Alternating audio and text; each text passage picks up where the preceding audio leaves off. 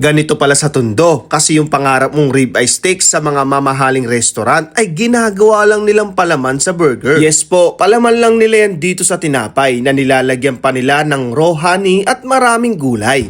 Ito po, ganito siya kalaki. Ganyang kadami? Yes. Kasya ba yan dyan sa burger? Ayan na, ma'am. Tada!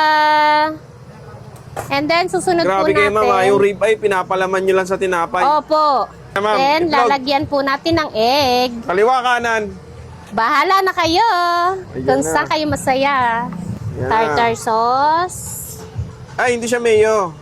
Hindi po. Then, lalagyan po natin ng special cheese. Damulag cheese. Lalagyan na po natin ng takip Takip na. para burger na siya. Ayan na. Hindi pa po natatapos dyan. Nasaan ang ating Meron pa tayong ang aming signature, Ayan na. ang ham, and then ang ating Ayan, cheese. po. At para Ito na. meron din siyang smoky flavor, nilalagyan, tinotorch po natin yan. Ayan, oh. Yan. Para mainit pag isinerve po sa inyo. So, ito na, ma'am. Hindi pa po. Meron Hindi pa tapos. Di pa tayo tapos dyan. Ito yung pinaghirapan ng aking asawa na makuha. Yan. Wow. Ribeye steak.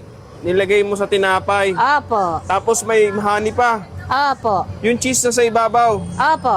100. 280. Ayan, ma'am. per Address nyo serving. dito.